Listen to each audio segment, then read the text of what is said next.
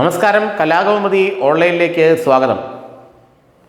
K മുരളീധരനെ രംഗത്തിറക്കി V D Satheesan എംപിമാർക്കെതിരെ നീങ്ങുകയാണ്. കോൺഗ്രസിൽ വരുന്ന നിയമസഭാ തെരഞ്ഞെടുപ്പിൽ ഇപ്പോൾ എംപിമാരായിട്ടുള്ള 6ഓളം പേർ നിയമസഭയിലേക്ക് മത്സരിക്കുമെന്നുള്ള സൂചന ശക്തമായി കഴിഞ്ഞു. Adoor Prakash, K Sudhakaran, Kozhikode M P ആയിരിക്കുന്ന MK രാഘവൻ, ബെന്നി ബെഹനാൻ തുടങ്ങിയവർ നിയമസഭയിലേക്ക് മത്സരിക്കും എന്ന കാര്യത്തിൽ ഇപ്പോൾ ഏറെക്കുറെ ഒരു തീർച്ച വന്നിരിക്കുകയാണ്. എന്നാൽ വി ഡി സതീശനടക്കമുള്ള പുതിയ തലമുറ നേതാക്കൾ ഇതിനെ ശക്തമായി എതിർക്കുകയാണ്. അതിനായി വി ഡി സതീശൻ രംഗത്തിറക്കിയിരിക്കുന്നത് കെ മുരളീധരനെയാണ്.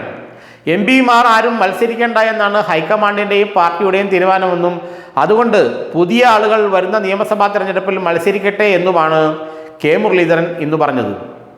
ഇത് കോൺഗ്രസിൽ വലിയ ഒരു ചിന്താക്കുഴപ്പവും എതിർപ്പും പ്രതിഷേധവുമെല്ലാം സൃഷ്ടിച്ചിട്ടുണ്ട്. കാരണം അടൂർ പ്രകാശ് മത്സരിച്ചാലേ കോന്നി സീറ്റ് ലഭിക്കുകയുള്ളൂ.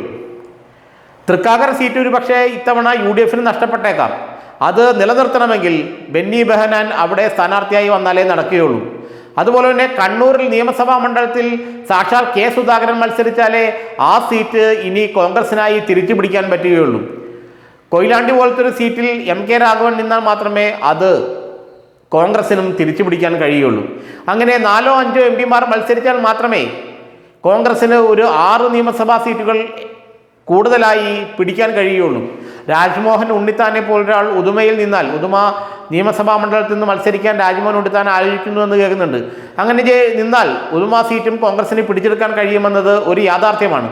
എന്നാൽ ഇതിനെയെല്ലാം ഭയക്കുന്നത് വി ഡി സതീശനാണെന്നാണ് പാർട്ടിയിലെ ഒരു വിഭാഗം പറയുന്നത്. അങ്ങനെ സമുന്നതരായ നേതാക്കൾ എല്ലാം നിയമസഭയിലെത്തിയാൽ അത് തനിക്ക് വലിയൊരു ഭീഷണിയാകുമെന്ന് വി ഡി സതീശൻ കരുതുന്നുണ്ടത്രേ.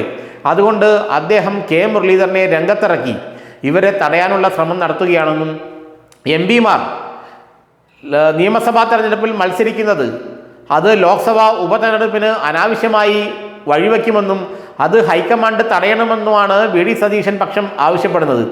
6 എംപിമാർ രാജിവെച്ചാൽ 6 MPs അല്ലെങ്കിൽ 6 ലോക്സഭാ മണ്ഡലങ്ങളിലേക്ക് ഒരു ലോക്സഭാ ഉപതെരഞ്ഞെടുപ്പ് ഉടൻ തന്നെ ഉണ്ടാകും. അങ്ങനെ വരുമ്പോൾ ആ സീറ്റുകൾ കോൺഗ്രസിന് നഷ്ടപ്പെടാൻ സാധ്യതയുണ്ട്. ഇപ്പോൾ കാസർഗോഡ് രാജ്മോഹൻ ഉണ്ണിത്താനല്ല വേറൊരു നേതാവാണ് കോൺഗ്രസ് നേതാവ് മത്സരിക്കുന്നതിൽ ആ സീറ്റ് കിട്ടില്ല. അതുപോലെ കണ്ണൂരിൽ കെ സുധാകരനല്ല വേറെ കോൺഗ്രസ് നേതാവാണ് ലോക്സഭയിലേക്ക് അവിടെ നിന്ന് മത്സരിക്കുന്ന ഒരു പക്ഷേ ആ സീറ്റ് കിട്ടില്ല. കോഴിക്കോടും അങ്ങനെ തന്നെ. ചാലക്കുടി സീറ്റിൽ മാത്രമേ അങ്ങനെ കോൺഗ്രസിന് ഉറച്ചുള്ള ചില സീറ്റുകളുള്ളൂ.